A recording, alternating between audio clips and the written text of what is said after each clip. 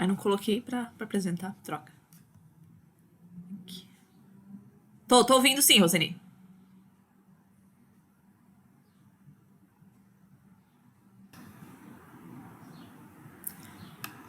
Continuando então.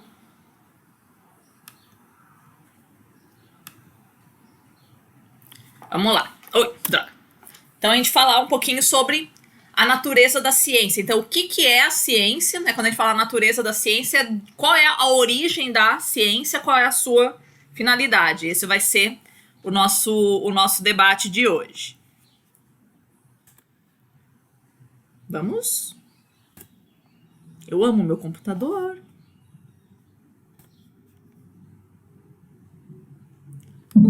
Anda, demônio.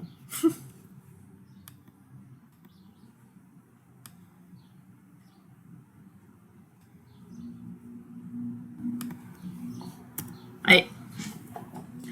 Começar com uma citação de um grande epistemólogo australiano chamado Alan Francis Chalmers.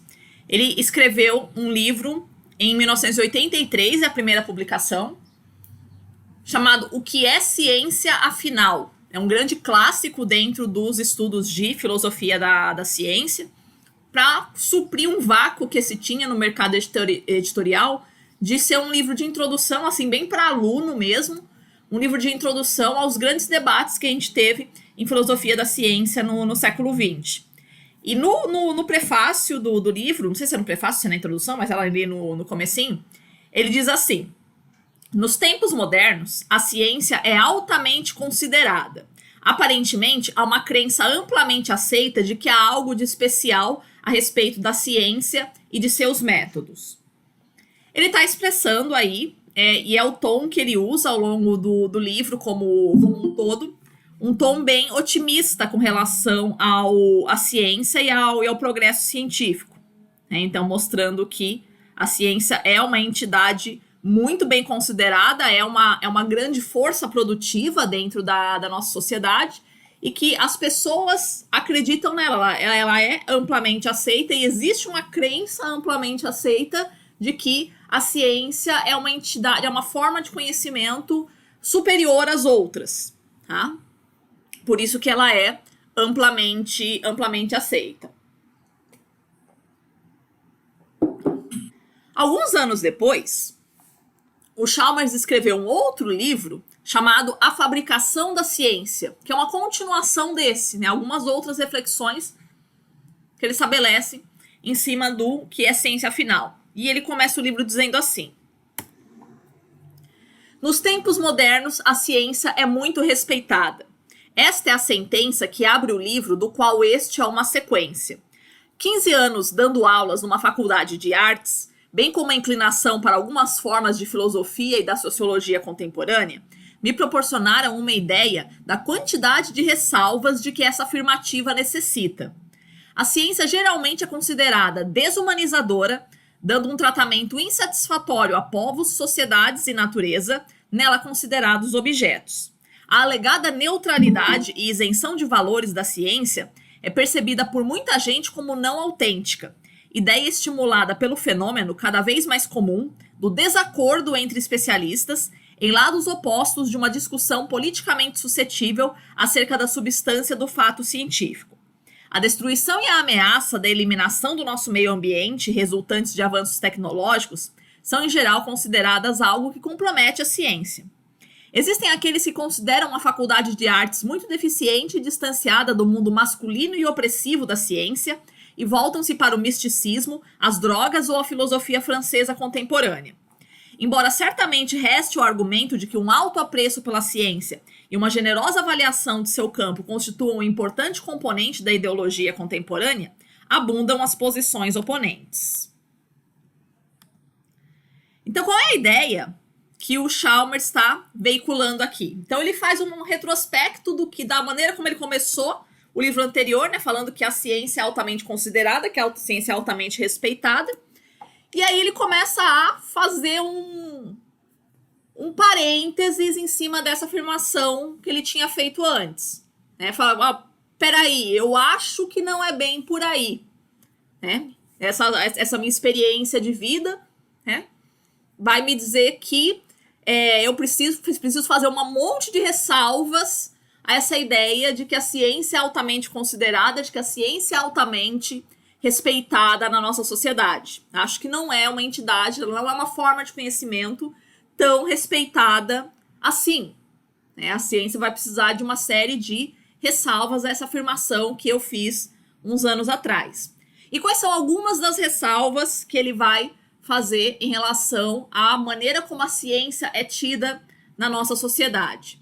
Então ele começa dizendo que a ciência é considerada desumanizadora, né, que ela não seria feita para os humanos, que ela seria feita para empresas, né, ela seria feita para o capital, né, a ciência ela não tem uma finalidade de ajudar o ser humano, né, de servir à humanidade, ela tem a função de servir ao capital no mundo contemporâneo, a gente poderia considerar isso, né, dando aí, por exemplo, um tratamento insatisfatório a povos diferentes, ou seja, diferentes culturas, diferentes civilizações, elas são desconsideradas, né? Elas são consideradas inferiores pela nossa ciência, pela nossa civilização ocidental. Né? A natureza também, ela recebe um tratamento inadequado, é considerado meramente um objeto, né? Ela não é considerado, por exemplo, um sujeito de direitos, né? As entidades naturais não são consideradas sujeitos de direitos, são apenas objetos. O que mais que ele vai criticar aí? Que se afirma que a ciência é neutra, né? A alegada neutralidade e isenção de valores da ciência, né? Como se aquilo que a ciência produz não tivesse, né? não fosse, valesse para todo tipo de sociedade, valesse para todo tipo de cultura, valesse para todo tipo de época histórica, né? Que não tivesse parcialidade nas decisões científicas, ou seja, aquilo que a ciência estabelece pode ser implantado em qualquer cultura, né? É feito para qualquer tipo de pessoa. Né? Então a gente observa que não, né? Que ela não tem essa neutralidade. Que mais que ele coloca aqui? O desacordo entre especialistas. Né? Então a gente tem muitos debates cada vez mais intensos dentro do mundo científico, mesmo questões que antes se acreditava serem extremamente estabelecidas, você vai conseguir sempre encontrar um monte de gente que vai discordar, né, desses pontos, e essa discordância é muito constante, né? Cada vez mais que a gente observa o avanço científico, parece que essa discordância ela fica maior, assim, né? Não sei se é porque a gente tem mais acesso ao mundo científico, a gente discute mais ciência, a gente está mais a fim de refletir a esse respeito, mas a ideia é que realmente a gente, né, consegue questionar muito as conclusões aqui. A ciência vem chegando. Nossa, bateu um raio de sol tão bonito aqui, tive que parar para olhar. Meu Deus.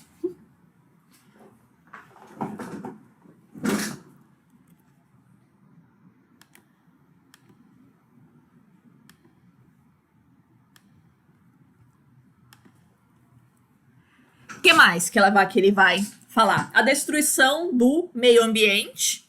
Né? Então, a ciência, cada vez mais, ela investe em agrotóxicos, em transgênicos, em bomba atômica, né? Um monte de coisas que ameaça destruir a própria vida no planeta, ao invés de ser uma entidade que sirva para realmente melhorar a vida dos seres humanos e da natureza. Outra crítica que ele vai levantar aí, né, que a ciência, o mundo da ciência, né, o trabalho dos cientistas é um mundo masculino, é um mundo predominantemente masculino, historicamente, ainda hoje. A inserção da mulher na ciência ainda é precária. Né? Então, seria um mundo masculino e opressivo. Então, diante de todo esse quadro de crítica à ciência que se estabelece, um monte de gente vai relegar a ciência a segundo plano, terceiro, quarto, quinto. Como se fosse simplesmente mais uma forma de conhecer, como se fosse mais simplesmente um conhecimento válido quanto qualquer outro, ou até menos, né? Ou até um conhecimento menos válido do que outros. Né? Então, a gente volta-se para o misticismo, para as drogas ou para a filosofia francesa contemporânea. A gente vai conseguir pensar em outras formas de pensamento que seriam concorrentes a ciência estabelecida. Né? E aí ele conclui que, embora ainda exista, né, um alto apreço pela ciência na nossa sociedade, abundam as posições oponentes, ou seja, tem muita gente que questiona o conhecimento científico. Por mais que a ciência tente se impor, por mais que a ciência tente provar o seu valor, existe muito ainda questionamento a ela. Tá? Então, é a ideia da gente pensar, né, se realmente a gente deveria considerar a ciência como uma forma segura de conhecimento, ou se não, se a gente deveria abandoná-la e partir para outra forma de conhecimento que guie a nossa sociedade, dado todas essas críticas que a gente pode levantar à ciência hegemônica, a ciência estabelecida. Ok? Então, esse debate é o que a gente vai fazer hoje. Quais são os elementos que a gente vai pensar sobre isso? Então, todos esses desencantos que a gente tem com o método científico vão fazer, né, vários epistemólogos a partir do final do século XIX, começo do século XX, vários epistemólogos vão fazer vários debates, e isso é bem quente na década de 60 e 70, né, se perguntando aí sobre qual é a origem da ciência, né, como foi que ela se criou, qual é o método que ela vai utilizar, os diferentes métodos, se é possível falar em um método científico ou vários métodos científicos, a sua finalidade, ou seja, para que serve a ciência, né? Para que ela é feita, e a sua validade, se a gente pode efetivamente confiar no conhecimento científico, tá? Então aqui eu elenquei, né, um pouco do que eu já tinha falado no slide anterior, né, algumas questões que a gente levanta ao conhecimento científico que vão ser criticadas pela galera que não acredita nessa forma de conhecimento. Então, a questão da mutabilidade das teorias, como a gente já falou, né, as teorias estão mudando o tempo todo, toda hora os cientistas mudam de ideia. Uma hora ovo faz mal, outra hora ovo não faz mal, uma hora é para usar máscara, outra hora não é para usar a máscara, e a gente fica sem saber para onde que a gente vai. Né? Outra questão, os insucessos da ciência. Então os caras conseguem mandar o homem para a Lua, mas não conseguem encontrar a cura do câncer, não conseguem encontrar a cura da AIDS, não conseguem encontrar a cura do corona, né? E qual é a validade, né, dessa forma de conhecimento que parece que avança tanto de um lado, mas não avança naquilo que realmente é importante para nós. A desvalorização dos saberes tradicionais, então o saber indígena não vale nada, o saber da China, da Índia antiga não vale nada, o que vale é somente o que diz a ciência ocidental. A questão da ausência dos questionamentos morais, então, tipo, a mesma ciência que faz usina nuclear é a mesma ciência que faz bomba atômica, ou seja, você não se pergunta para que serve aquela forma de energia que você tá produzindo, você só se importa com a técnica sendo desenvolvida e não com a sua aplicação. Destruição do meio ambiente, que a gente já tinha falado. Há um certo ranço de falta de democracia dentro da ciência, do tipo, você tem um monte de gente desacreditando em alguma coisa e a ciência não leva isso em consideração. Ou seja, a opinião da maioria não importa na ciência. O que importa é, tipo, um cara importante falou, 2 caras importantes falaram, então isso é verdade. Não interessa o que o restante do mundo, o que o restante do mundo pensa, o que o restante do mundo deseja a respeito da ciência. A própria onda anti-intelectualista que a gente vive não é de hoje, né? A gente vive uma onda anti-intelectualista extremamente forte no Brasil e no mundo, mas isso não é de hoje. Então, uma série de questionamentos à ciência que a gente fica se perguntando, meu Deus do céu, né? Coisas tão básicas na ciência que parecia que eram tão estabelecidas, eu tô vendo gente questionando isso. Isso não é de agora, isso você poderia pensar que é simplesmente o ápice de um processo que já vem aí de muitas décadas, né? Eu diria até séculos, da gente questionar a validade do conhecimento científico, né? Que vem todo nessa esteira da noção de que a ciência ela se impõe como força de verdade no mundo, e não admite outros tipos de saberes. Então, mais cedo ou mais tarde, sempre aparece esse tipo de questionamento, né, de uma pessoa ou de grupos, né, que se questiona essa coisa da ciência não ter abertura a outras formas de saber, a outras maneiras de pensar, mesmo dentro da ciência. E outra questão importante também é o que a gente chamaria aqui de ideologia da ciência. A noção de que a ciência, esse forte otimismo que dominou o pensamento aqui no Ocidente a partir do século XVIII, né, de que a ciência ela seria capaz de resolver todas as dúvidas da humanidade, que ela seria capaz de trazer a paz, que ela seria capaz de trazer a felicidade a todos, e a gente viu que isso não foi verdade. Tá? Então, talvez resida aí o principal questionamento, a validade do conhecimento científico, a origem de todo o questionamento que a gente viveu da ciência no século XIX, no século XX e permanecendo aí firme e forte durante o século XXI. Então, esse excesso de otimismo, talvez, que os iluministas nos legaram, com essa noção de que a ciência ela resolveria todas as nossas questões, ela traria paz, ela traria felicidade a todos, e a gente viu que nada disso aconteceu, muito pelo contrário. Muito pelo contrário, a ciência, a técnica, elas foram responsáveis por muitas atrocidades que a gente viu durante esse período. Então, diante disso, cabe sim a gente se perguntar se a ciência realmente seria uma forma de conhecimento válida, se a gente deveria investir nela, ou se a gente deveria partir para outra coisa, né? Para outro empreendimento. Certo até aqui? Então, isso é a introdução para a gente começar o nosso debate aqui. Professora, Oi? com licença, eu tô aqui na sala, Aham. turma aqui, e eu entrei só para dar um oi, porque, Oh, beleza. na verdade, eu fiz esse clima contigo, né? Aham. E eu não sei se eu não segui a minha câmera aqui, tá? Mas tudo bem.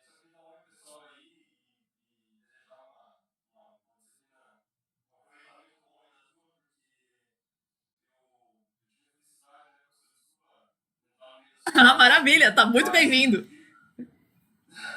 de começar um curso de geografia fazendo disciplinas suas, né? Uhum.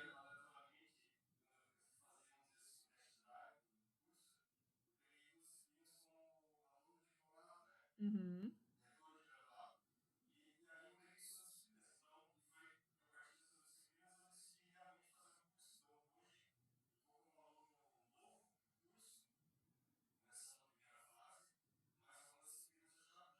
Uhum.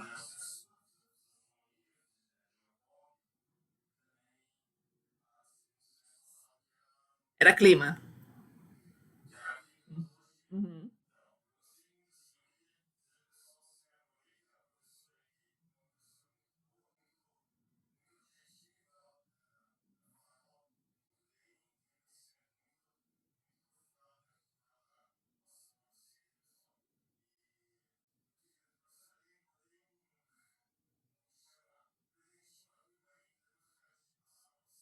Hum.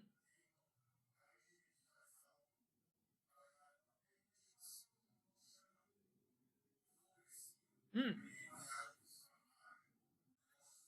Ai! Aham. Ai, ótimo! Aham. Manda pra mim, depois eu mando pra eles, pode ser, né? Fechou. Tá certo. Querido, agradeço muito a visita, bem legal, e agradeço o presente também. Falou, meu anjo, muito obrigada. Obrigada, meu anjo, mais uma vez. Salve aí. Tchau, tchau.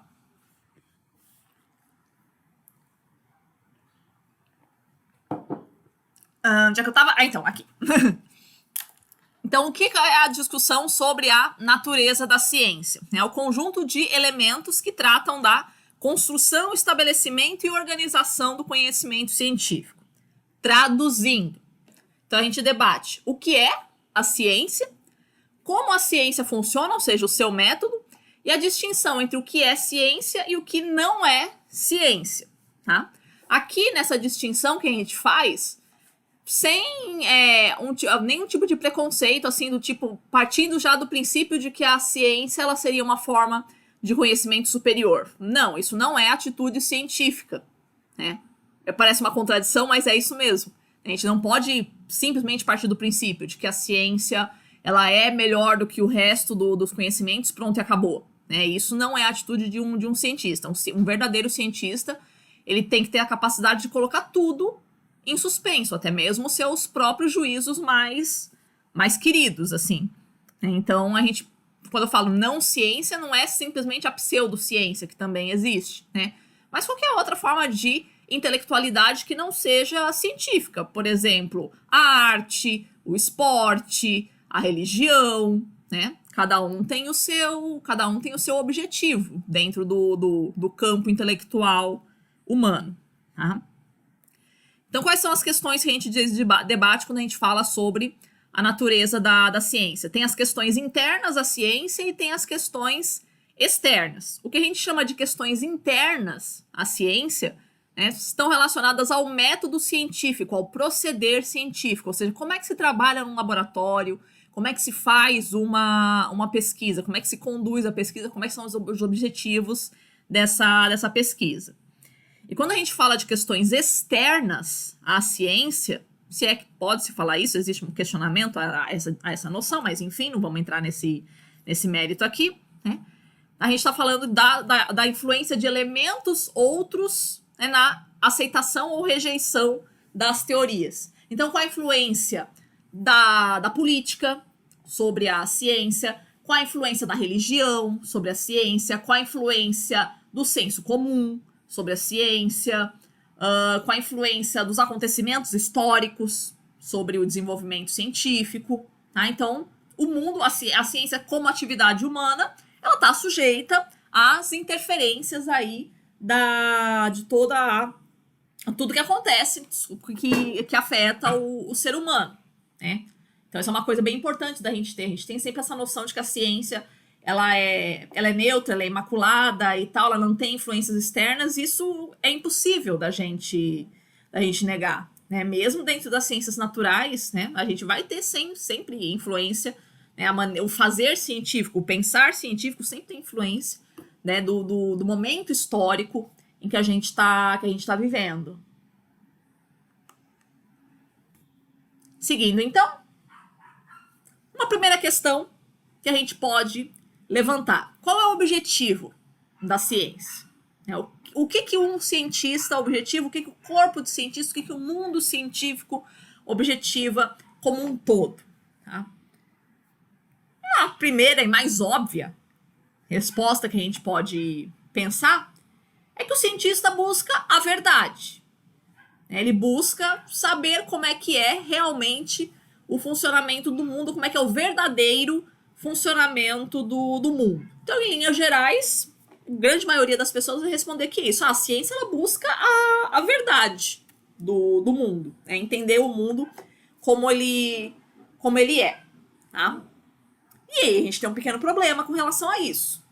A gente definiu o que é a verdade. Tá? Não vamos entrar no mérito daquela coisa que a gente já tinha falado na aula passada. Aquilo que é verdade para mim pode não ser verdade para você. A gente já fez a distinção entre o que é verdade e o que é opinião. Tá? Isso é esse negócio de verdade para mim e verdade para você. Isso não é verdade, isso é opinião. Mas, de qualquer forma, é difícil a gente conceituar o que seria a verdade. Porque como é que eu vou saber, né? Como é que eu vou dizer, né, que eu realmente estou diante do que há de mais correto, do que há de mais seguro dentro do conhecimento científico? Eu vou dizer, a gente sabe que o átomo é indivisível. Vem um cientista e fala, o átomo é indivisível. Aí vem o próximo cientista e fala, não, o átomo não é indivisível. O átomo é divisível em prótons, nêutrons e elétrons, né? Aí vem um outro cientista e fala, não, o átomo não é divisível somente em prótons, nêutrons e elétrons. O átomo é divisível em quarks também, né? Aí vem o próximo cientista e fala, não, mas o átomo não é divisível só em quarks, ele é divisível em mais sub-quarks e sei lá mais o que. E sempre tem uma partícula a mais aí. Ou seja, como é que a gente vai finalmente saber que a gente atingiu a verdade? Como é que a gente vai saber que a gente finalmente chegou no máximo que a gente pode saber de conhecimento científico? Só uma questão bem complicada da gente colocar. Então, por isso que a gente vai fazer esse questionamento, né? Será que realmente a ciência ela vai ter esse objetivo mesmo, né? De buscar a verdade?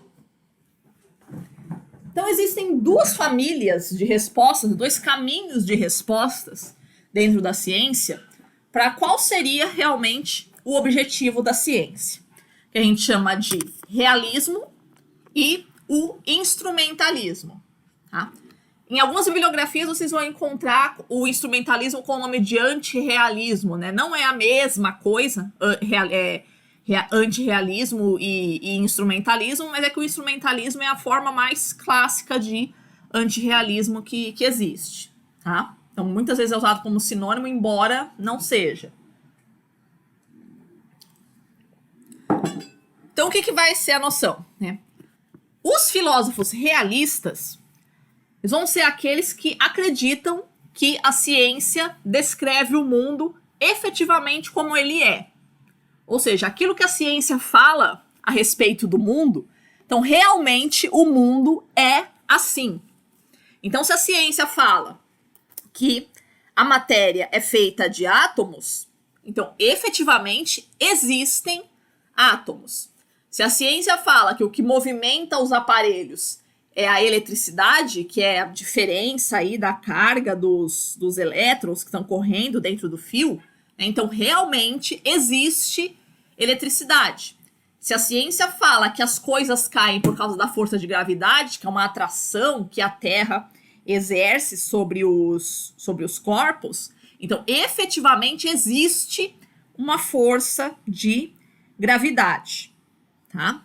Isso é o que diz o cientista realista. Tá?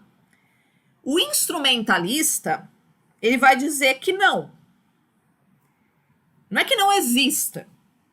Ele vai dizer, não existe gravidade, não existe átomo, não é isso o que diz o realista. O realista é o cara que não se importa se aquilo que a ciência está descrevendo efetivamente existe ou não. Do tipo, a ciência hoje fala que existem átomos. Beleza. Se algum dia a gente descobrir que não existem átomos, que são outras partículas que fazem a matéria, tá bem também, né? A gente abandona esse paradigma antigo que a gente tinha e parte para o novo. Tá? Em linhas gerais, vai ser essa a diferença entre eles, né? O realista ele é mais apegado às conclusões que a ciência tem como estabelecida.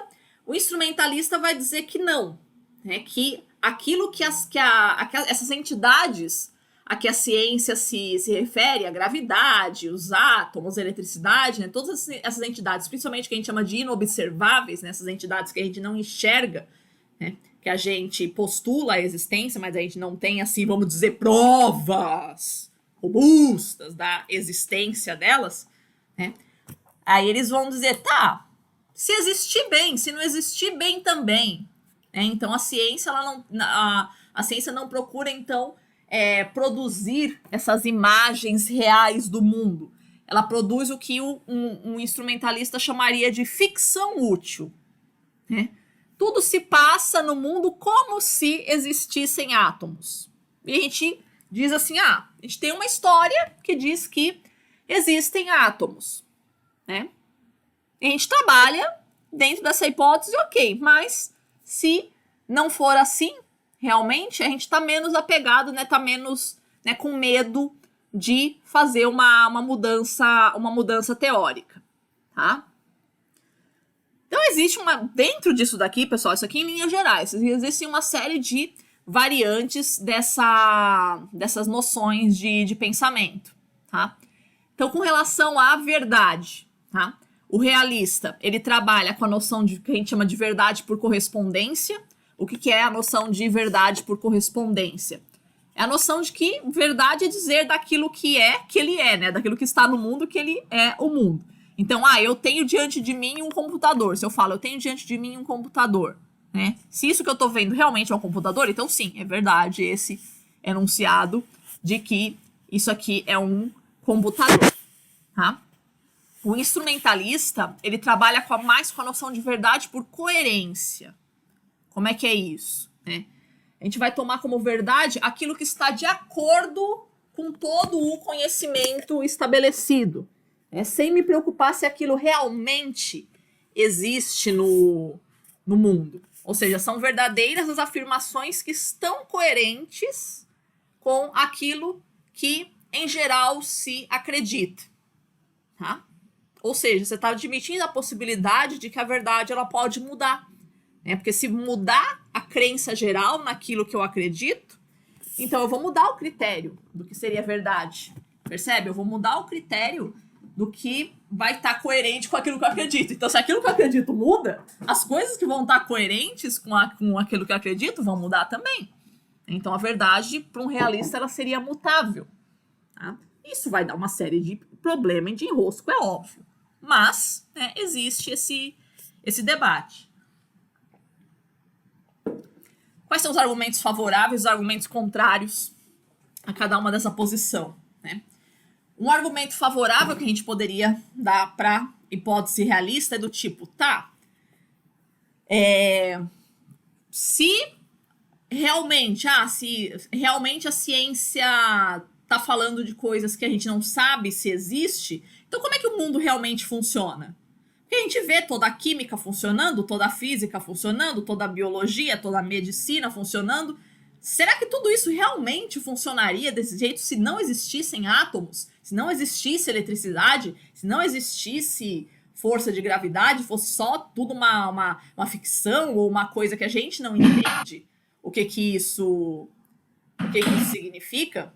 Então, a ciência só pode estar funcionando por milagre, que é o que chamava o argumento do milagre em favor aí do realismo. Então, tipo, não é possível que todo o nosso corpo científico esteja errado, tá? Então, essa é a ideia da defesa do realista. Não é possível que tudo que a gente sabe esteja errado. Tem alguém me chamando?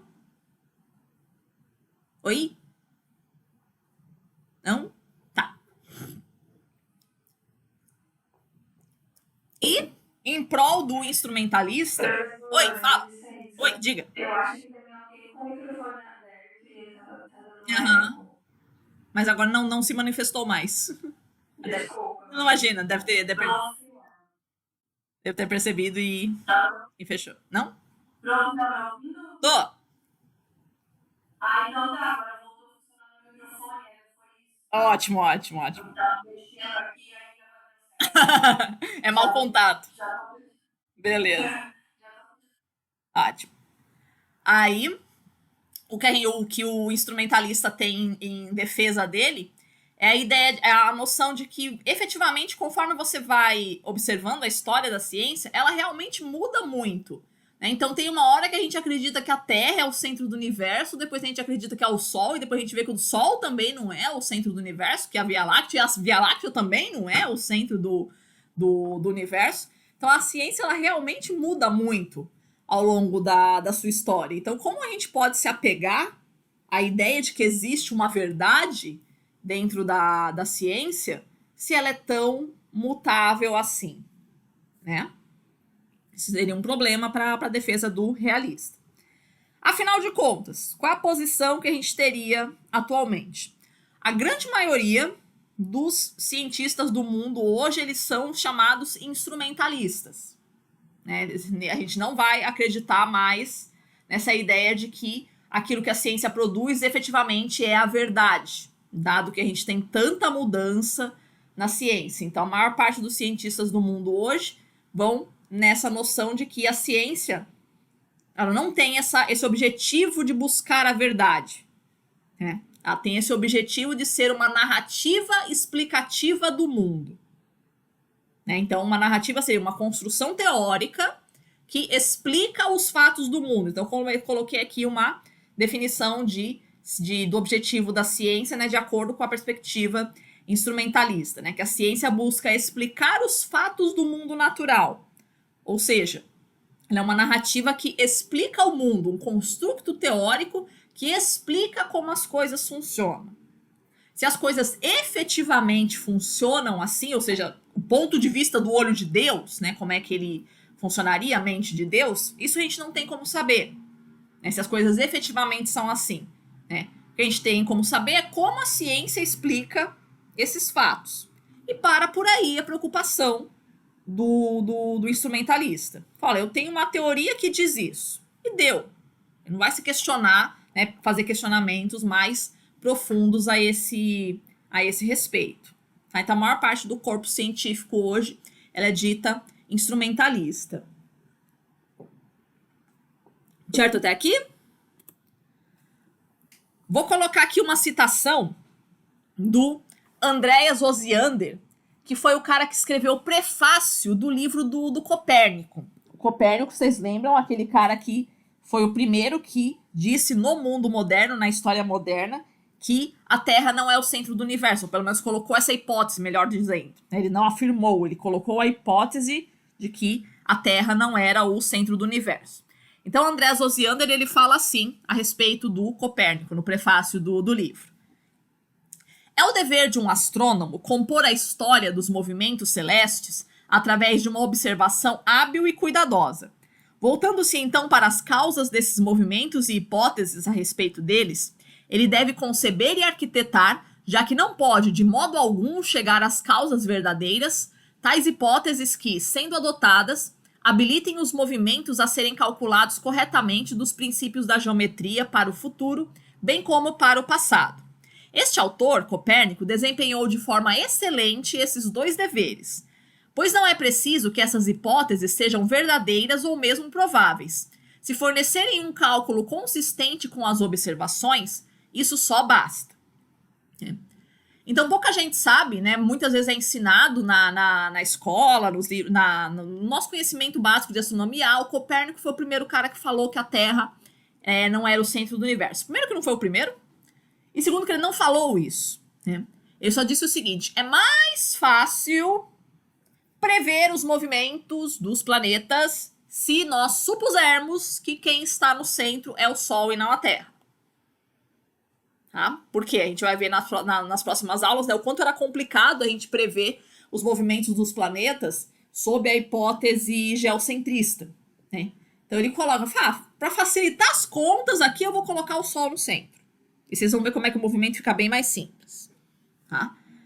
Então o Copérnico ele não afirma que a Terra é o centro do universo. Ou que o Sol é o centro do universo. Ele vai colocar o Sol como simplesmente, né, vai facilita a nossa vida pensar que o Sol está no centro, né?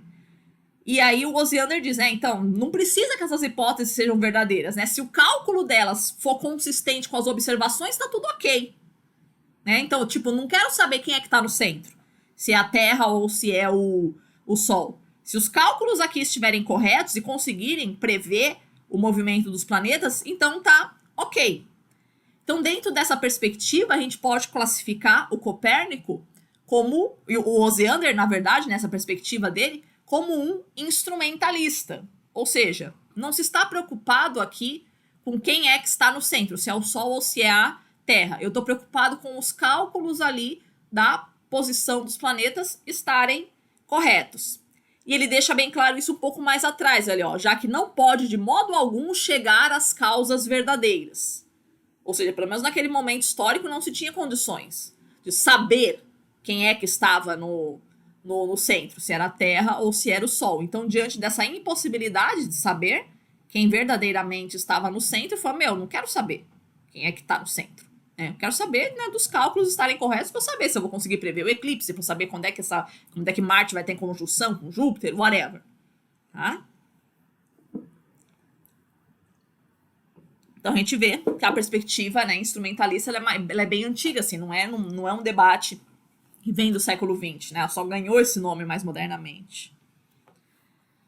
Ok, até aqui, crianças? Então a gente diz, né, hoje em dia a gente não assume mais essa noção de que a ciência busca a verdade do mundo. A gente assume a noção de que a ciência, ela busca, é uma narrativa explicativa do mundo. Né? A gente não a gente não coloca-se essa questão, né, se aquilo que a ciência está dizendo é realmente, né, se ela descreve o mundo realmente como ele funciona. Né? A gente está preocupado em que as coisas funcionem. Eu quero que o avião ande, eu quero que o trem ande, eu quero que a comida chegue na minha mesa. Né? Uma coisa bem pragmática. Se existe átomo, se existe gravidade, vamos dizer assim, pouco importa. Né? O que importa é que as coisas do mundo consigam funcionar. A respeito agora do método científico, também existe vários questionamentos a respeito do método científico. Aquilo que nós chamamos de método científico, vocês devem ter aprendido alguma coisa a respeito na escola, diz o seguinte: como é que começa a ciência? A ciência começa com a observação de um fato, então você observa o mundo, você vai, qualquer fenômeno, né? Então, o copo caindo, você observa um fenômeno. E aí você formula uma hipótese. O que são hipóteses? Né? São possibilidades para explicar esse fenômeno. Então, o copo cai porque tem um anjo puxando, o copo cai porque ele empurra o ar e o ar empurra o copo para baixo de novo, o copo cai porque a força de gravidade puxa o copo para baixo, o copo cai porque o copo ele quer ir para o centro da Terra, tá? Tudo isso são hipóteses que já existiram, não estou inventando isso não, tá? Então a gente produz, né, várias possibilidades para explicar por que os corpos caem. Né? Aí eu vou submeter o meu experimento, vou submeter esse corpo a um teste de hipóteses, ou seja, eu coloco esse meu objeto sob várias situações, tiro uma coisa, tiro outra, incluo uma coisa, incluo outra. A gente faz isso muito na cozinha, em casa, a gente vive testando as coisas, né? A gente pensa que não, mas a gente faz o método científico a vida toda. E aí eu vou, se a minha hipótese se provar falsa, eu vou rejeitar a minha teoria. Eu quero saber se a minha TV queimou, foi a TV que queimou? Foi a tomada que queimou ou foi a luz que faltou na vizinhança? Eu olho para fora e vejo, não, tem luz na vizinhança, então o problema é só na minha casa. Ou seja, eu levantei uma primeira hipótese. Será que faltou luz? Olhei e falei, não, tem luz na vizinhança. Então, descartei essa hipótese. Então vou ver se não é a minha tomada. O que você vai fazer? Você pega um outro aparelho e liga naquela mesma tomada. Se o aparelho funcionar, então não é a tomada que está com defeito. Se o aparelho não funcionar, então é a tomada que está com defeito. Ou aí você pega a sua TV e liga em outra tomada, né? Funcionou na outra tomada? Então beleza, então a TV não está com problema. Não funcionou na outra tomada? Então é a TV que está com problema. Então é isso que é o teste de hipóteses. A gente submete o nosso instrumento, o nosso aparelho, nosso objeto de estudo a diferentes condições e a gente vai aceitando ou rejeitando essas hipóteses que a gente conservou, ou que a gente testou. E aí, diante das hipóteses que a gente confirmou com os nossos experimentos, a gente formula uma teoria. Então, uma teoria vai ser essa narrativa explicativa do mundo. Então, a minha televisão está queimada. Eu testei ela em várias tomadas e não está funcionando, embora a tomada funcione com outros eletrodomésticos. Então, tem a teoria, a TV está queimada. Então, uma explicação do mundo, uma explicação do fato de que ela não está funcionando. Ela está queimada. Ok? Então, isso seria o método científico. Essa receitinha, né? Levantamento de hipóteses e teste de hipóteses que a gente faz dentro da ciência.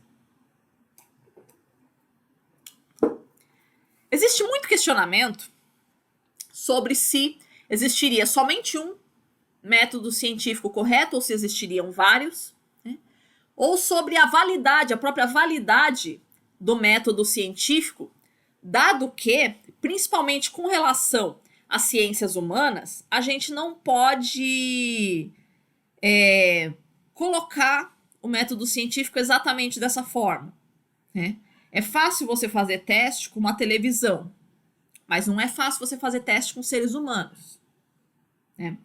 Vamos fazer teste de hipótese em ciência política, né? Falar, as pessoas elas têm um determinado comportamento político quando elas sofrem uma determinada mazela na vida delas. Ok, então pega um grupo de pessoas, exponho elas a essa mazela e vamos ver como vai ser o comportamento político delas. Você não vai fazer isso, né? Primeiro porque tem toda uma questão ética envolvida, né? Se a gente poderia fazer esse tipo de experimento com seres humanos. E outra, os seres humanos, eles são... Cada um é cada um. Então, tipo, você submetendo eles às diferentes... a mesma condição, seres humanos diferentes vão chegar a conclusões diferentes a respeito do mesmo fato. Então, não dá pra gente afirmar se você vai ter um determinado comportamento político se você for dessa classe, se você for desse gênero, se você for dessa cor, whatever. Não. Cada um é cada um. A gente tem, né, diferentes comportamentos políticos. Não necessariamente você vai estar relacionado a uma determinada condição sua. Tá? Então, principalmente dentro das ciências humanas, sempre houve esse questionamento se efetivamente a gente poderia dizer que as coisas são assim, preto no branco, né? Se a gente realmente diz, se acontecer tal coisa, a consequência vai ser tal coisa. Dentro das ciências humanas não é assim que funciona, né? Dentro das ciências humanas existe uma diversidade de situações possíveis. Então é principalmente dentro das ciências humanas que vai surgir um questionamento à validade do método científico clássico, que vale basicamente para ciências naturais, você poderia pensar que as ciências naturais efetivamente procedem assim, né? Ok, né? Sempre existiu esse questionamento, né? Mas aí, como é que a gente poderia efetivamente testar, né, a validade do método científico? À medida que a gente foi conhecendo o funcionamento de novas civilizações, a gente foi entendendo a maneira como eles pensavam, né? E existe um estudo clássico sobre a tribo dos Azande, que é um grupo humano que vive no Congo, na África. Esse estudo é do Evans Pritchard, e ele vai se perguntar aí como é que funciona a mente de um Azande. Os Azande funcionam da seguinte forma: a maneira como eles explicam os fatos do mundo é muito semelhante à maneira como nós ocidentais explicamos. Então vamos imaginar o seguinte: uma casa que cai, uma casa que desmorona. Por que a casa desmorona? Perguntaram para o Azande, por que a casa desmorona? A casa desmoronou porque estava velha, a casa desmoronou porque tinha cupim, a casa desmoronou porque teve um vendaval, a casa desmoronou porque teve um terremoto, a casa desmoronou porque teve muita chuva, a casa desmoronou porque ela foi mal construída, a casa desmoronou porque veio um moleque jogando bola e derrubou as fundações dela, né? Um monte de hipóteses a gente pode pensar a respeito de uma casa que desmorona. Um ocidental, conversando com o Azande, vai olhar essas hipóteses que o Azande levanta a respeito do desmoronamento de uma casa e vai falar, sim, são todas bastante razoáveis, porque no Ocidente isso também acontece. No Ocidente também casas desmoronam quando tem terremoto, desmoronam quando tem vendaval, desmoronam quando tem deslizamento de terra, desmoronam quando tem cupim, esse tipo de coisa. Até aí, beleza. Até aí os dois vão concordar. A questão é, para um Azande, se a casa desmoronar e matar alguém, não foi o cupim, não foi o vendaval, não foi o terremoto. Foi bruxaria. Mesmo que tenha tido terremoto, mesmo que tenha tido cupim, mesmo que tenha tido vendaval, não foi nada disso que fez a casa desmoronar e matar a pessoa. Foi uma bruxaria. Alguém fez uma bruxaria para matar aquela pessoa. Tá? E aí você olha e fala, tá, mas qual a relação? Para eles é assim.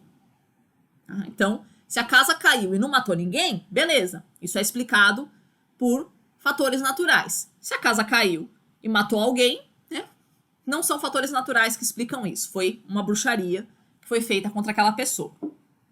Beleza. Estabelecido que foi uma bruxaria, precisamos descobrir quem foi o bruxo para puni-lo. Como é que os Azandi fazem para descobrir quem foi o bruxo? A gente pergunta para uma galinha. Né? Como assim? Tem o chefe religioso da tribo, ele prepara um veneno e vai dando para a galinha, de pouquinho em pouquinho. Quem foi que fez a bruxaria? Foi o fulano? Dá o veneno para a galinha. Galinha não morreu, então não foi o fulano. Foi o Beltrano? Dá mais um pouquinho de veneno para a galinha. Galinha não morreu. Foi o Cicrano? Dá mais um pouquinho de veneno pra galinha. Aí a galinha morreu. Então foi o Cicrano que fez a bruxaria. Tá? Então é assim que os Azandi resolvem os crimes dentro da comunidade deles. A galinha, a morte da galinha é que dá a resposta. Tá? Aí tu vai olhar e falar, não, prof, você não tá falando sério, né? Que os caras fazem isso. Mas fazem. Essa é a cosmologia deles. Na cosmologia deles, a galinha é que tem a resposta. Aí você vai olhar e falar que esse é um meio de se chegar à verdade um tanto assim exótico, para dizer o mínimo. É um tanto heterodoxo para nós, né? Um ocidental, um investigador criminal do Ocidente, olhando um negócio desse, vai falar que é um negócio absurdo. Agora, de novo, vocês são cientistas. Aqui a gente faz as coisas sem preconceito algum. Será que realmente a gente pode dizer com todas as letras que os Azandi não seguem de nenhuma forma o método científico? Vamos colocar esse questionamento. Porque na hora em que o Azandi observa que alguém morreu, o que ele está fazendo? Ele está observando o mundo. Ele está constatando um fato do mundo. Na hora em que ele diz que foi uma bruxaria, que existe um bruxo que fez essa bruxaria, o que ele está fazendo? Ele está formulando uma hipótese para explicar aquele fato da morte da pessoa. Na hora que o Azandi vai dando o veneno para a galinha, o que ele está fazendo? Ele está testando essa hipótese. E na hora em que a galinha vai, morre ou não morre, morre ou não morre, dependendo ali da dose que foi administrada de veneno, o que é o passo que a gente está fazendo? A gente está aceitando ou rejeitando as hipóteses de que foi o fulano, foi o Beltrano, foi o Cicrano que fez a bruxaria.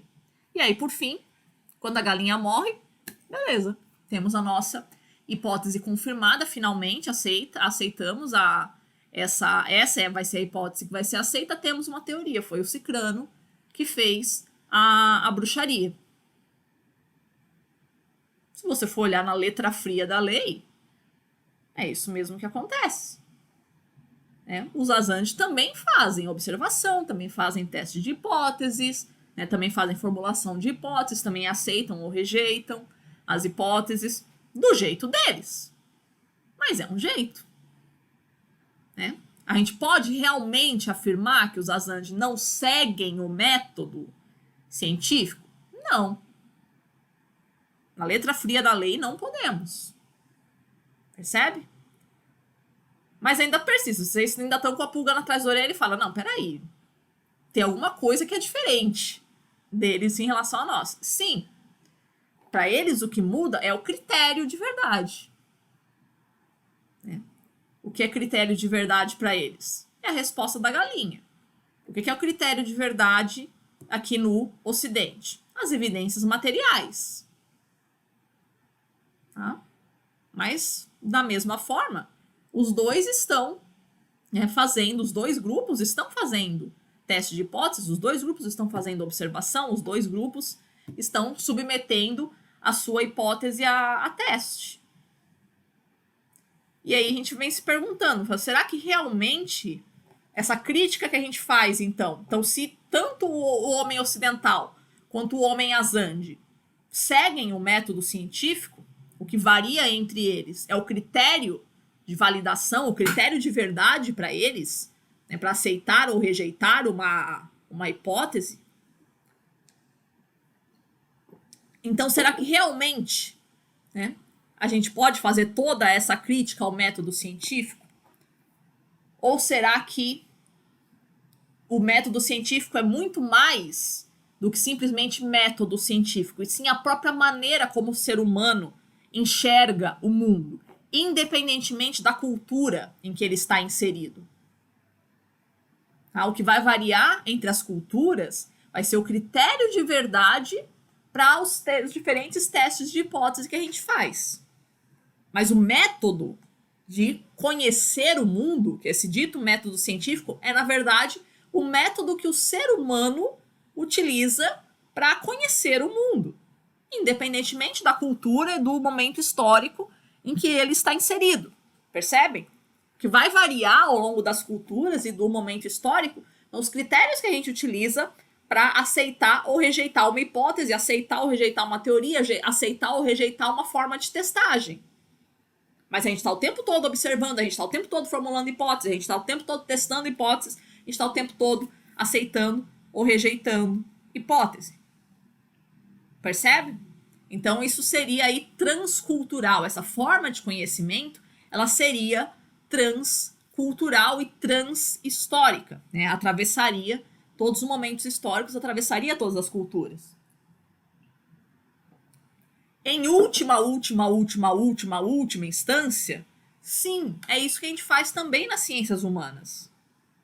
Nas ciências humanas, a gente também formula hipóteses. A gente observa fenômenos, a gente formula hipóteses a respeito desses fenômenos, a gente testa a hipótese, a gente não submete os seres humanos a teste de laboratório. Mas a gente testa nossas hipóteses, a gente não sai a campo para fazer perguntas para as pessoas. Isso é um teste de hipótese, como não? Então a gente também faz, a gente também nas ciências humanas, a gente também segue o método científico. De outro jeito, mas segue. Tá? Então, será que a gente pode realmente dizer, o método científico ele é totalitário, o método científico ele não é válido para todas as ciências, né? Será que esse tipo de crítica à ciência ele realmente é válido? A gente vai concluir com isso tudo que não. Né? Que o método científico, na verdade, é o método de conhecimento do ser humano. E é um método transhistórico e transcultural. Certo até aqui? Então essa é a historinha dos Azande, ela tem muito realmente a nos ensinar sobre como é que funciona a mente humana. Agora a questão da observação, né? Se realmente a observação ela seria realmente o critério último para a gente definir o que seria a verdade, o que seria realmente a conclusão que a gente vai chegar.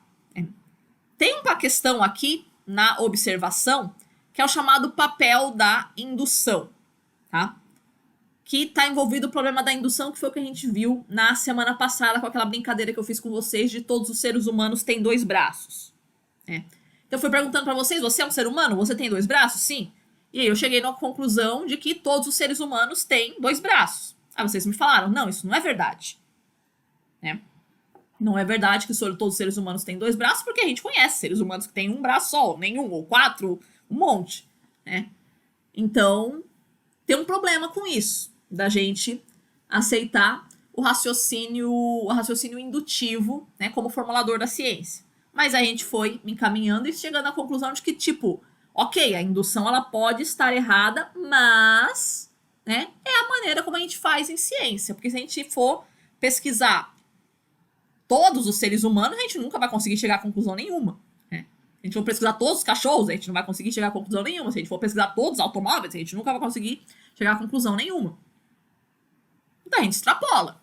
Vamos poder falar que os seres humanos têm 2 braços, embora eventualmente isso possa falhar, tá?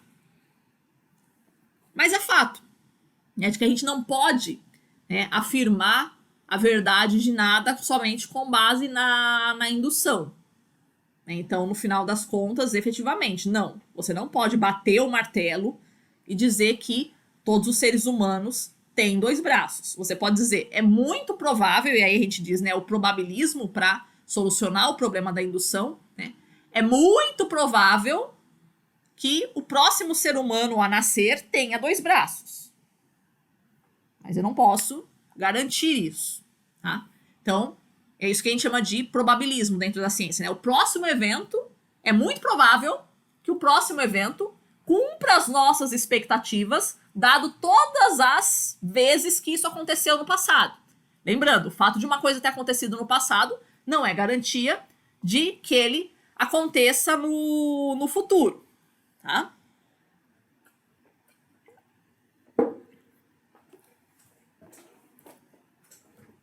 Outra questão, né? Outro problema com relação à observação, que é o chamado problema da observação teórico dependente. Vou mostrar um negócio aqui para vocês.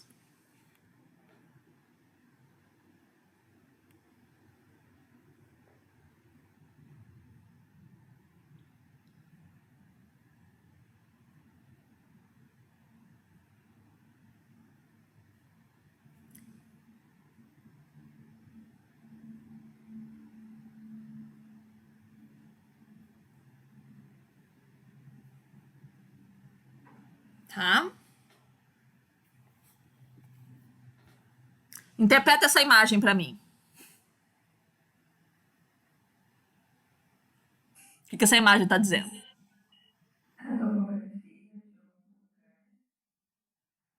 Quem dá mais? É um mapa do Brasil, da América do Sul, e aqui são as correntes marítimas,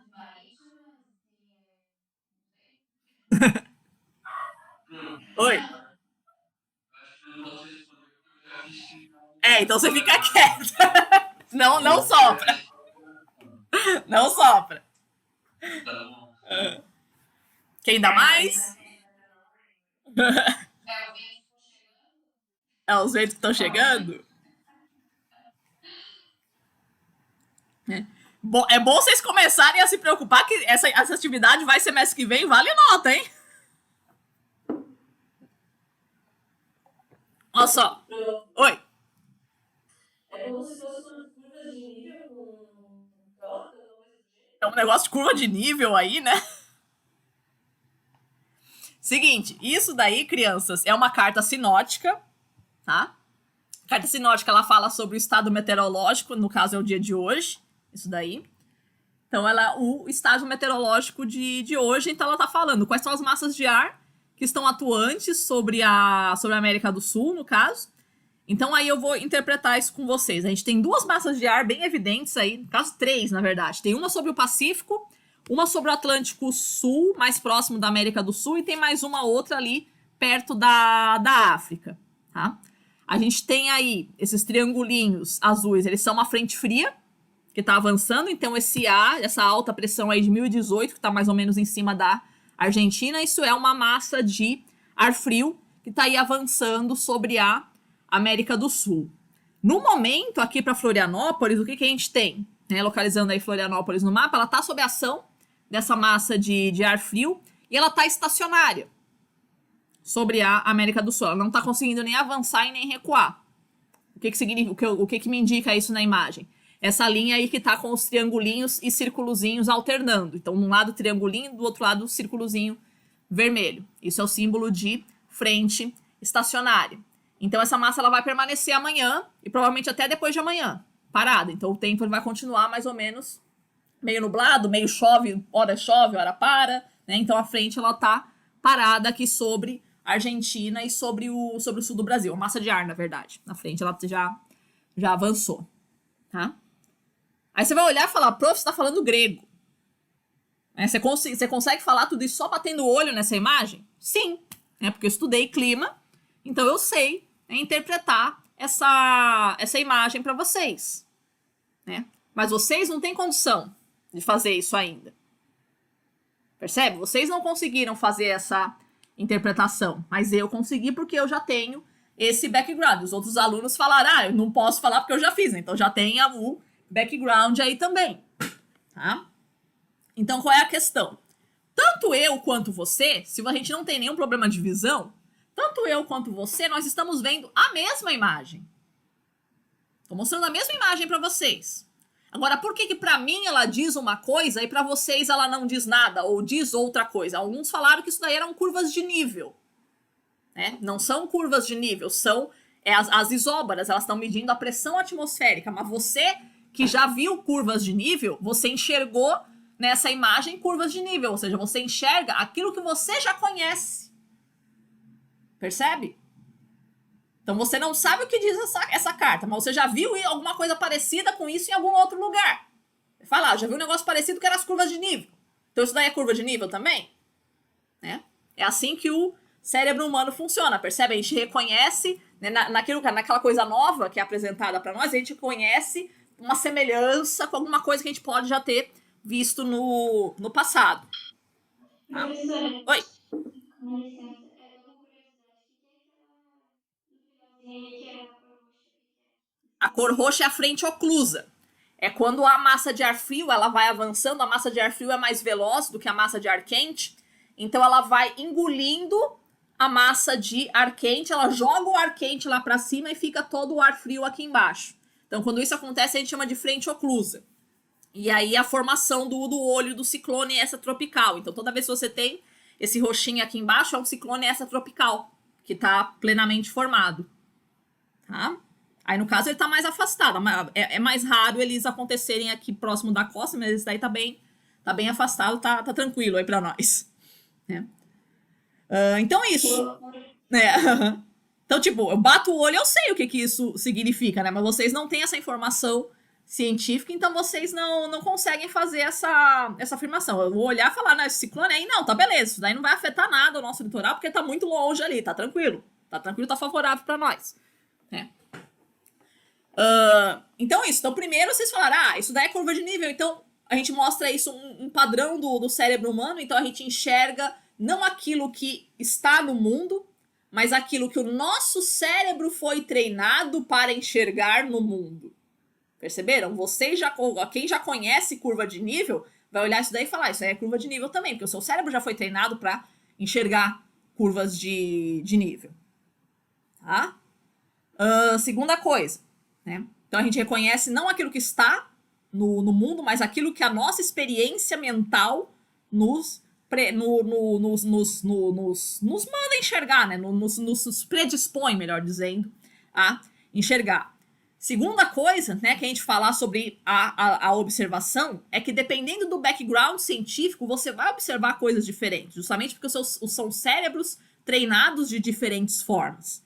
Né? Então, quem já tem o background de fazer interpretação de carta sinótica vai conseguir olhar essa carta e conseguir reconhecer as entidades, saber o que significam cada uma dessas entidades e fazer a previsão do tempo em cima disso. Quem não tem esse background científico vai olhar isso daí e vai, tipo, X. Não faço a menor ideia do que tá rolando aí.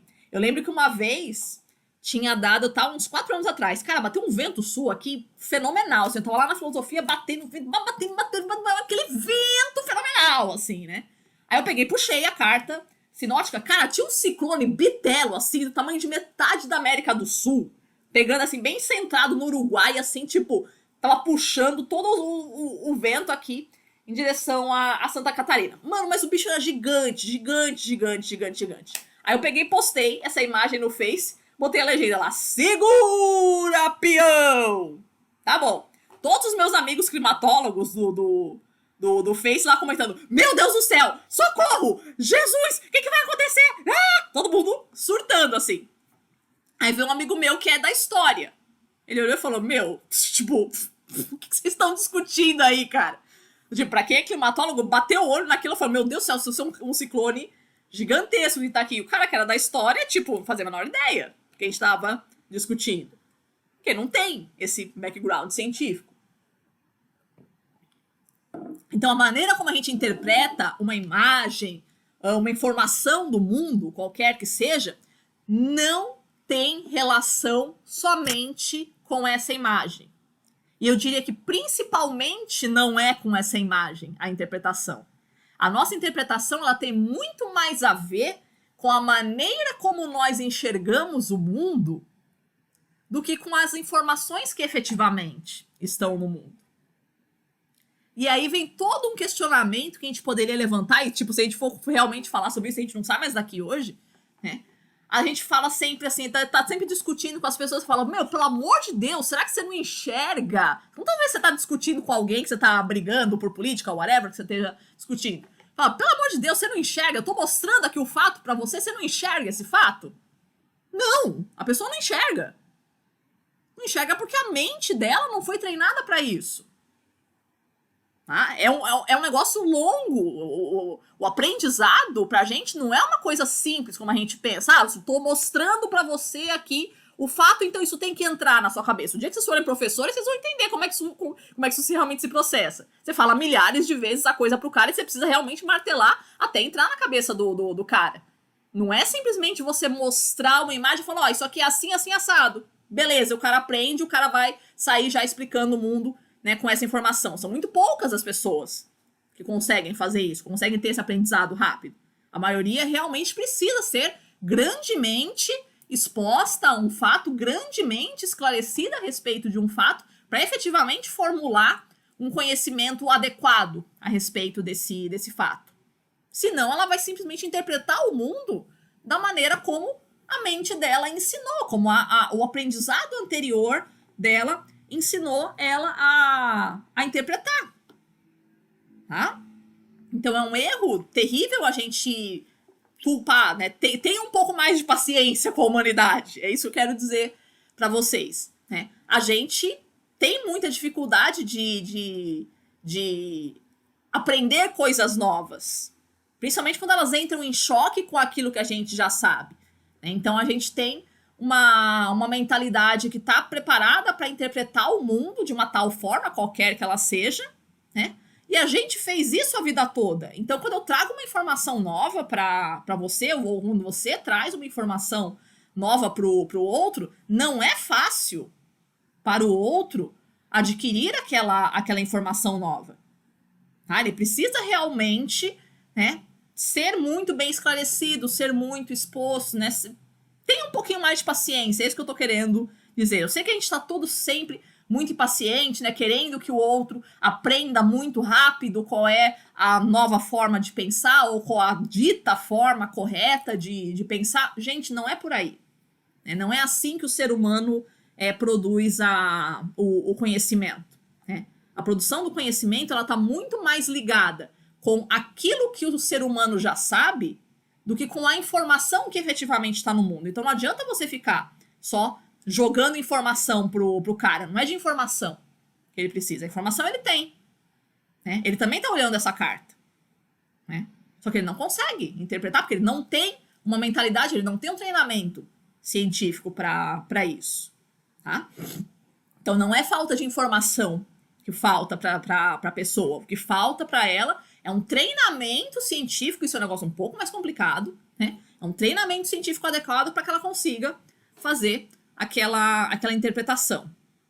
Percebe? Então, a maneira como a gente aprende, as conclusões a que a gente chega a respeito do mundo tem muito mais a ver com a nossa mente do que efetivamente com o mundo. Para fazer um pouco a ponte, né, com aquilo que a gente falou do Kant na semana passada.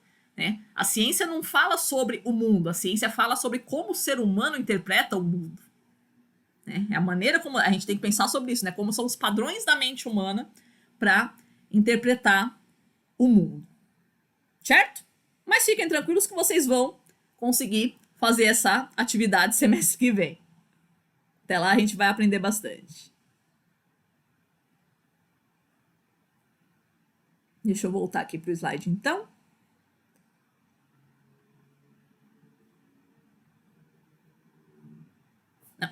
Droga.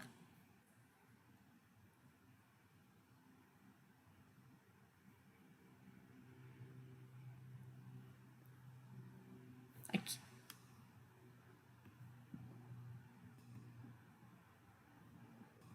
Vamos, meu filho. Aí. Outra questão importante a respeito do que a gente chama de do problema da observação teórico-dependente, ou seja, a observação ela depende de uma teoria, é justamente essa noção de que a observação depende de uma teoria. Então, quando eu faço, por exemplo, monitoramento por satélite, vamos imaginar, eu faço um monitoramento via satélite da superfície terrestre. Então, o satélite consegue reconhecer o que é mata, o que é oceano, o que é cidade, o que é cultivo agrícola, tá? Tá, então eu olho uma imagem de satélite e falo, isso daqui é uma cidade, isso daqui é um cultivo agrícola, isso aqui é oceano, isso daqui é uma floresta. Tá? Para eu fazer isso, significa que eu já tenho por trás uma teoria científica a respeito do comportamento das ondas que aquele satélite captou. Ele fala, essa teoria vai dizer, diferentes tipos de superfície produzem diferentes tipos de onda dentro da atmosfera que o satélite vai captar de diferentes formas. Tá? E aí vai produzir uma imagem ali refletindo esses diferentes tipos de energia que ele captou proveniente do solo. Tá? Então, para eu dizer que aquela imagem ela está realmente produzindo, reproduzindo como o mundo é, eu estou pressupondo uma teoria de funcionamento dele por trás. Tá? Tem toda uma teoria sobre ondas que está influenciando a interpretação que eu faço da imagem de satélite. Ou seja, para eu conseguir entender a imagem de satélite, eu tenho que aceitar que essa teoria sobre ondas é válida. Percebe o problema? Então, para eu aceitar uma teoria, eu preciso já ter aceito outra.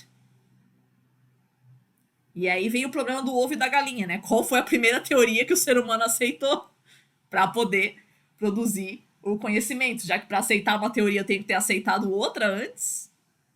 Tá? Problema terrível. Ou seja, se uma dessas teorias cai por terra, pode cair todas as outras. Tá? É um enrosco danado isso. Tá? Mas tudo isso para dizer o quê? Né? De novo, né? Sempre insistir nessa tecla, né? Aquilo que a gente enxerga no mundo não é o que está no mundo. É aquilo que a nossa mente treinou para enxergar no mundo. Então, se isso é verdade, né, como é que eu posso afirmar que a observação vai ser o critério para eu definir qual que é a conclusão correta que eu chego na ciência? Se dois observadores nunca vão enxergar exatamente a mesma coisa. É muito difícil que isso aconteça, porque não existem duas pessoas com o mesmo background científico. Tá? Talvez aí resida a dificuldade que a ciência tem de encontrar um ponto em comum, de os cientistas conseguirem chegar num acordo. Porque cada um diz uma coisa. Sim, porque no limite cada um entende uma coisa sobre o mundo. Né? Tô exagerando, mas é mais ou menos por aí, pra gente poder, o exagero consegue captar a ideia. Realmente cada ser humano enxerga o mundo de um jeito. Então, no limite existiria, a gente poderia dizer que no limite existiria uma ciência para cada ser humano. E aí ferrou. Né? Como que a gente vai poder entrar num acordo se cada pessoa enxerga o mundo de uma forma? Complicado. Tá? Então esse é o chamado problema da observação. Nunca vai ser a mesma observação para duas pessoas diferentes. Certo até aqui? Eu amo meu computador. Amo de verdade. Aí. Outra questão importante que a gente levanta é sobre o contexto da descoberta científica. Qual que é o critério para a gente dizer que uma descoberta científica é válida ou inválida? Porque a descoberta científica, ela nem sempre se dá em laboratório. Tá? A descoberta científica, ela pode se dar por meios, vamos dizer assim, pouco ortodoxos. Tá? A gente conhece muito, isso vale muito no mundo das artes. Isso é muito comum, a gente tem vários exemplos aí, quem mexe com arte vai saber.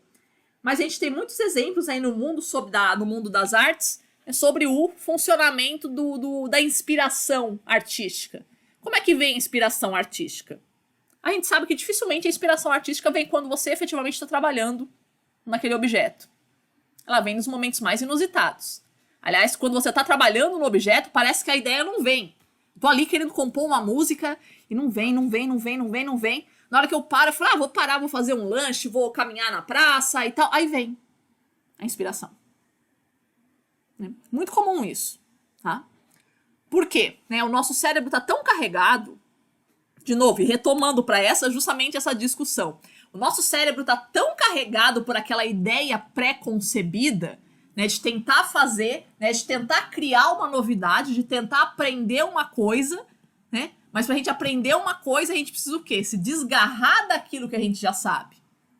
A gente fica tentando aprender, já sabe, tentando se prender naquilo que a gente já sabe.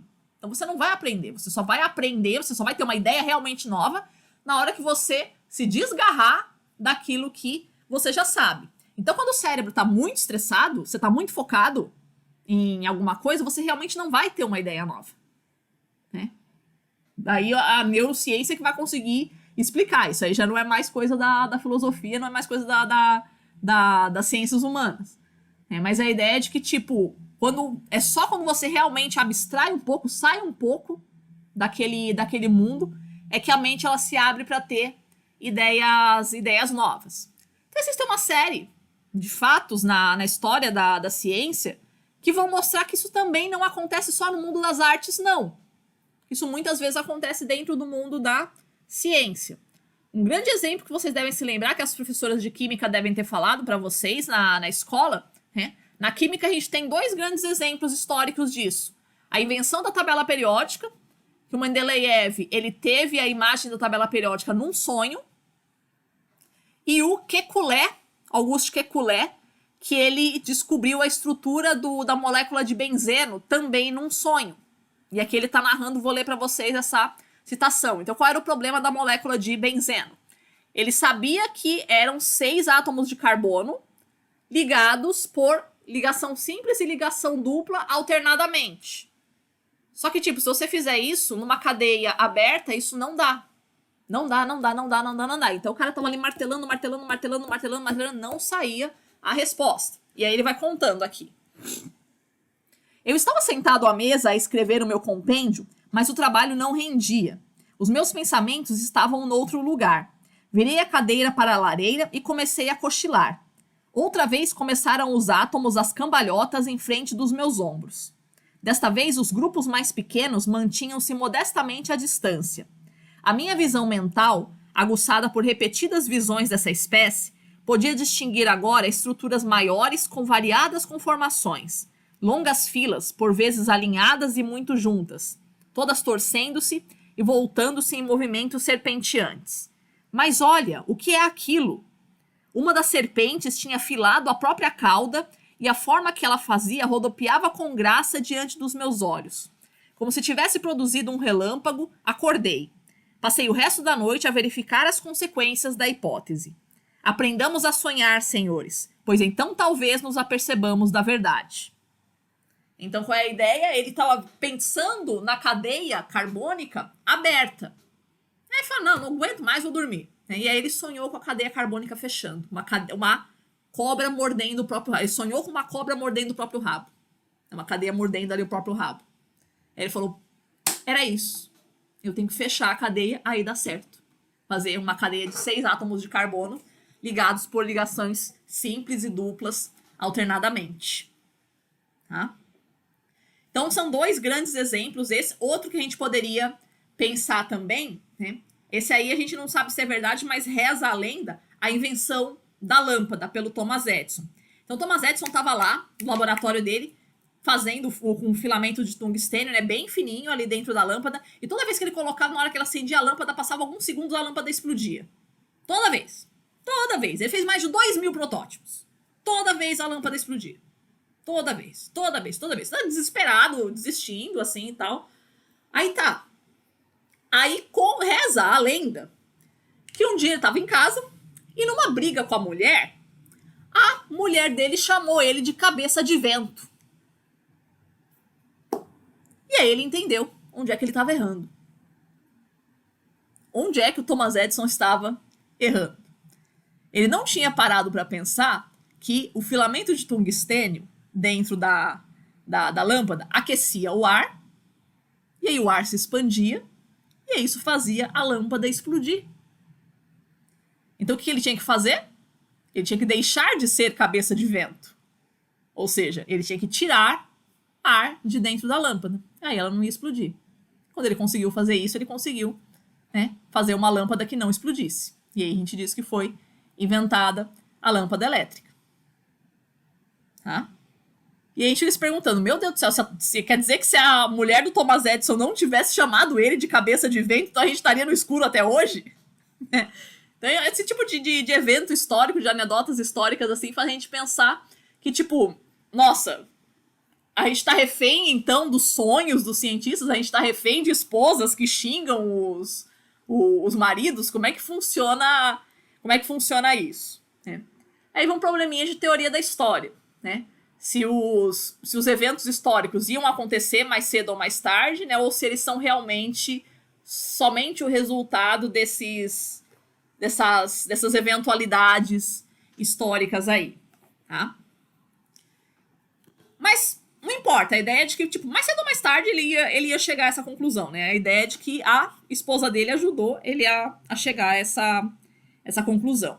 Mas a ideia é o seguinte, tem muita gente que vai dizer que do fato de que várias descobertas científicas importantes vieram sobre esses meios chamados de irracionais, um sonho ou uma briga com a esposa, né?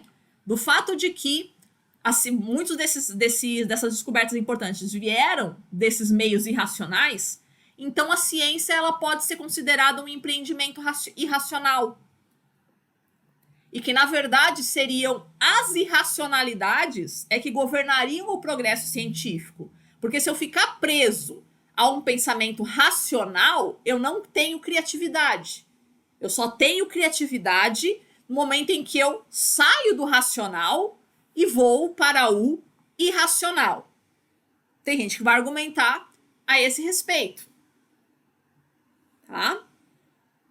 E aí, o que você pode pensar? Será realmente que essas eventualidades da história da ciência são uma defesa da irracionalidade dentro da ciência, que a ciência deveria se abrir à irracionalidade? Tá? Duas coisas que a gente vai levantar aí. Primeiro que não há nada de irracional nisso. No momento em que você para o teu serviço e vai fazer outra coisa, você está, na verdade, fazendo o seu cérebro relaxar. Né? Nenhuma máquina funciona quando ela está exausta. O cérebro humano também não. Né? Então, no momento em que você para, vai relaxar, vai fazer outra coisa, vai abstrair, né? Você está na verdade, abrindo espaço para sua mente pensar realmente em outra coisa, pensar de outra forma. Então, não é nada de irracional nessa atitude. Essa é uma primeira coisa. Segundo, é que o fato de que uma descoberta científica até possa ter surgido de forma irracional, não é isto o que valida este conhecimento. O que valida este conhecimento é a explicação racional daquele conhecimento que você atingiu. Ou seja, a lâmpada elétrica, ela funciona por quê? Porque retirando-se o ar de dentro dela, formando vácuo, né, vai se produzir, né, vai produzir luz sem que a lâmpada exploda. Então, na hora que o Thomas Edison vai lá registrar a patente dele, ele não pode falar um negócio, fiz a lâmpada assim porque a minha mulher me chamou de cabeça de vento. Não, tô fazendo a lâmpada assim porque o vácuo dentro da lâmpada vai impedir que ela exploda com o aquecimento do filamento de tungstênio. Tá? Esta é o que... Oi? Porque, tipo, em quantos lugares do mundo tinham esposas falando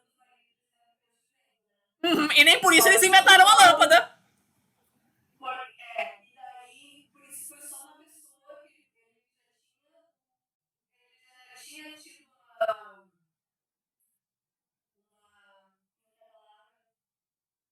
A obstinação científica?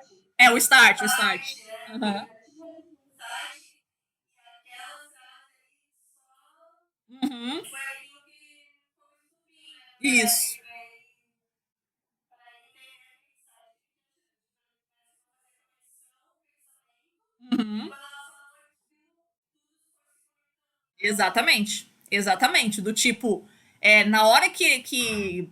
Quanta gente já foi chamada de cabeça de vento e nem por isso inventou a lâmpada.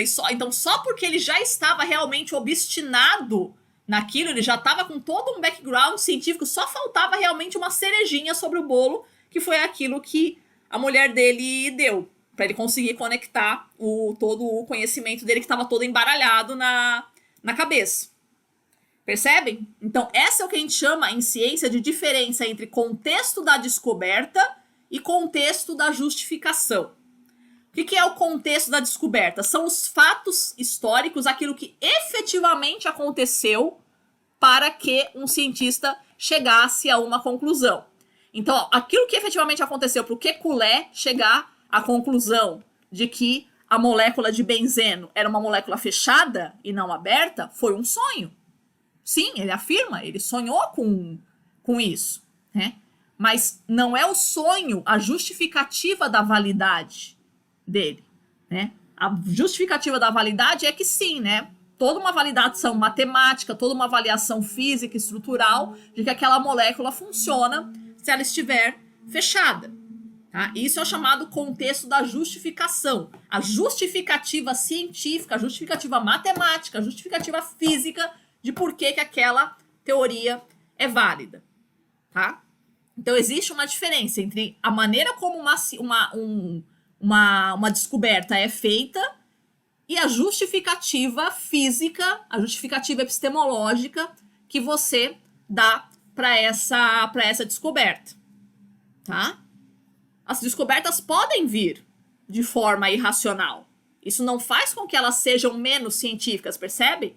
Então, o fato de que as descobertas científicas podem vir de uma forma não racional, não significa, não é uma defesa de que a ciência é um empreendimento não racional. Não, né? A criatividade humana ainda é uma coisa desconhecida, né? A gente não sabe como é que vêm as grandes ideias para nós. Elas podem vir dessas maneiras pouco ortodoxas, né? Mas na hora que você vai validar um conhecimento científico, aí sim, aí você tem que formular uma explicação coerente, tá? Então, concluindo aqui essa parte, então, as descobertas científicas virem de formas irracionais não significa, não é uma defesa de que a ciência seja um empreendimento não racional. Ok? Seguinte, crianças. A ideia de hoje, eu acho que a gente pode encerrar a parte expositiva da aula por aqui, porque se não for entrar em outro assunto aqui já vai ficar mais pesado. Eu tinha pedido para vocês, para vocês fazerem uma pesquisa sobre as falácias lógicas. Vocês conseguiram fazer? Sim. Né? Vocês conseguiriam relatar alguma coisa para mim? Falar um pouquinho das falácias que vocês localizaram?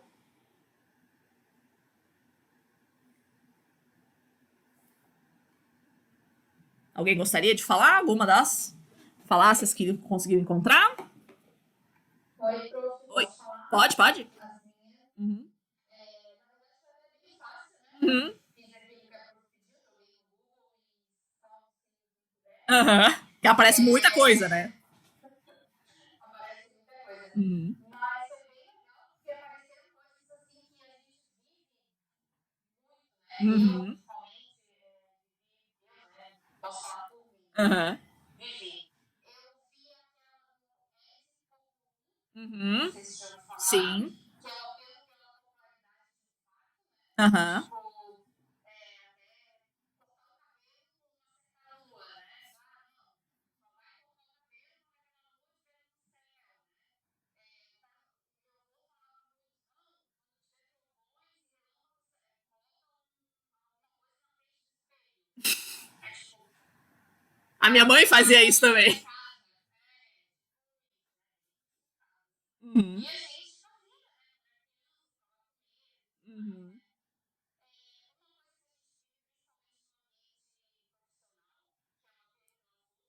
Uhum. também uma falácia, né?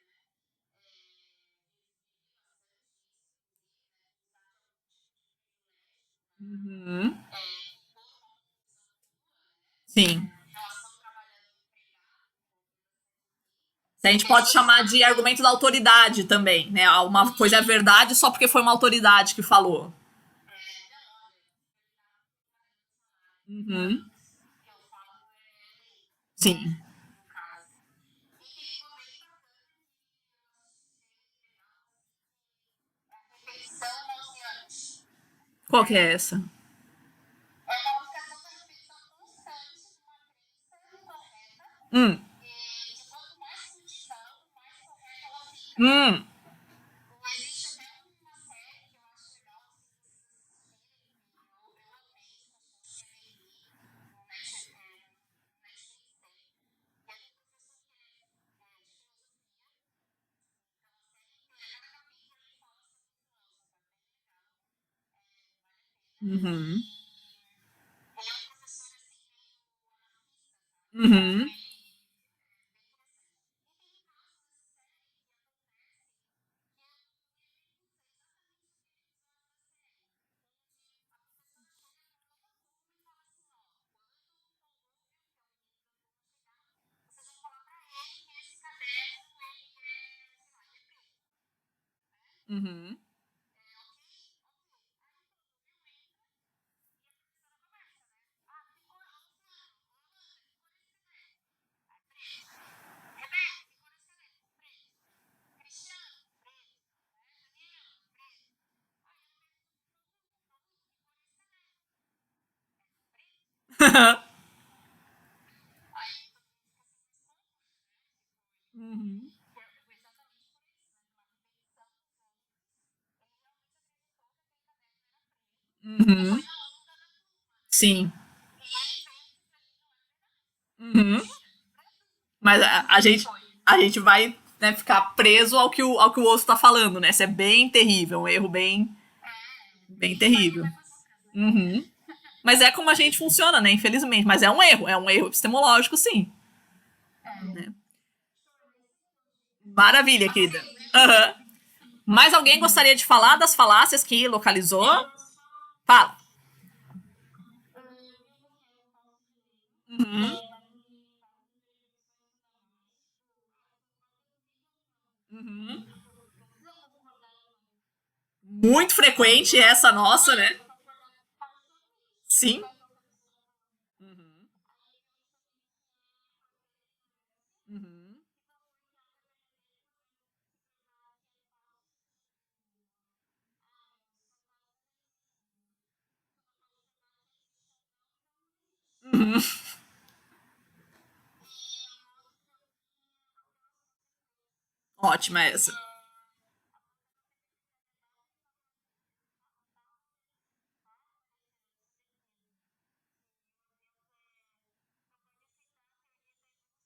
Que o Deus não pode aceitar a teoria da evolução é verdadeira, porque se fosse, teríamos um livro sagrado, né? Uhum. Essa teoria científico-lógica funcional. Aham. E tu vê muita gente falando isso, né? É, a gente não pode ter vindo dos macacos, né? Tem uma derivação dessa falácia, que é a falácia da bola de neve, né?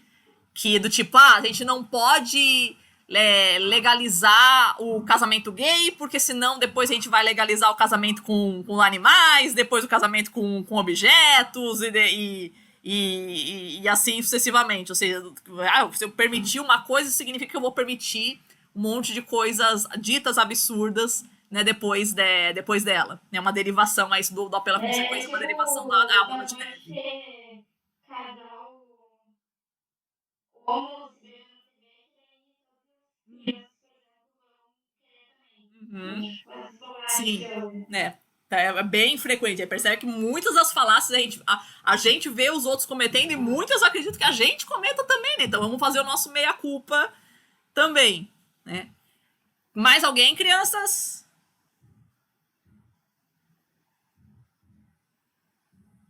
Mais alguém gostaria de falar das suas falácias? Dou-lhe uma. Oi, então, amiga. Vamos, pode falar. Eu tenho aqui que é a perda da emoção. Ótima. Que parece interessante. Por exemplo, as águas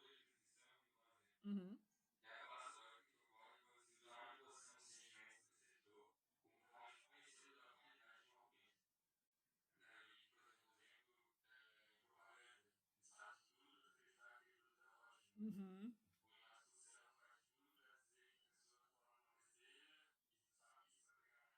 Uhum. É, pela emoção, ele é muito. Cara, no fundo, no fundo, todas as falácias elas são apelo à emoção, né? Todas as falácias elas podem ser reduzidas a apelo à emoção, porque justamente as falácias elas são um argumento não racional. Então, de uma forma ou de outra, elas estão apelando a algum tipo de emoção que a gente utiliza, né? Já que a gente raciocina muito mais, né, pela emoção do que pela razão. Na prática, é isso mesmo, né? Mais alguém gostaria de falar? Posso me ouvir? Pode?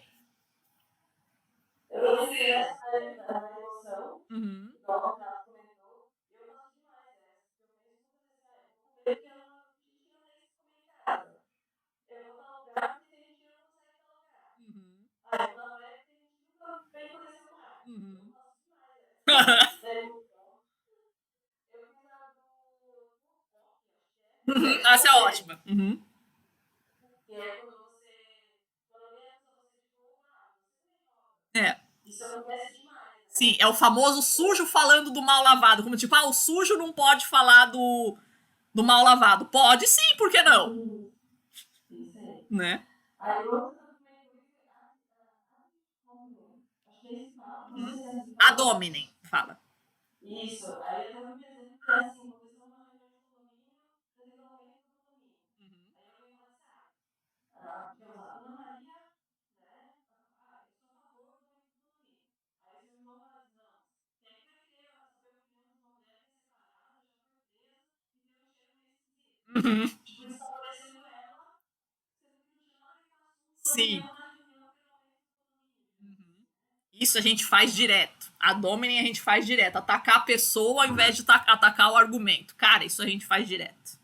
Isso, eu gosto. Essas aí foi uma das que eu vejo com mais frequência. Uhum. Eu gostei dessa. Eu vi da Bola de Neve também. Uhum. Eu achei que o pessoal gosta muito da Bola de Neve. Sim.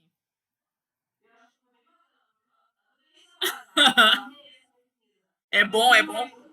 É bom pra gente observar os raciocínios, pra gente saber identificar as falhas do raciocínio do outro, mas principalmente identificar as nossas. É proibido, por isso que eu vou falar, primeira aula, dou esse exercício pra vocês, é proibido cometer falácias dentro da ciência. Pelo amor de Deus, estejam vigilantes. É claro que, eventualmente, a gente vai dar uma escapulida. Não tem como a gente conhecer efetivamente todas as formas erradas de raciocínio. Mas essas principais, assim, é importante a gente conhecer, pra gente não cometer isso numa argumentação.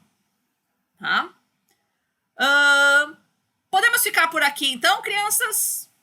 Beleza pura? Então a ideia é que vocês conheceram algumas das falácias, mas procurem ir estudando também mais outras formas de falácias, tá?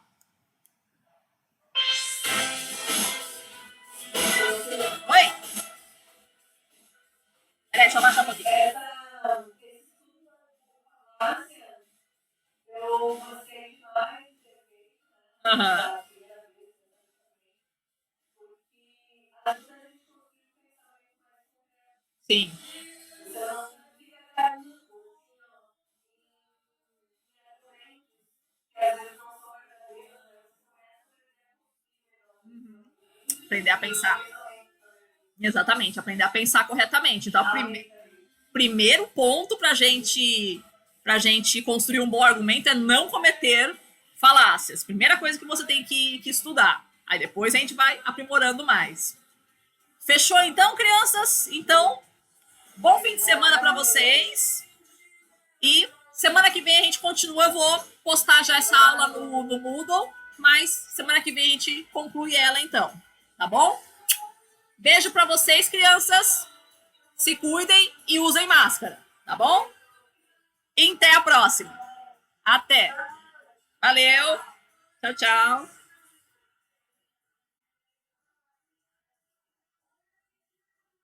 Sim, direito é muito uma área da falácia. Terrível isso. Meu Deus.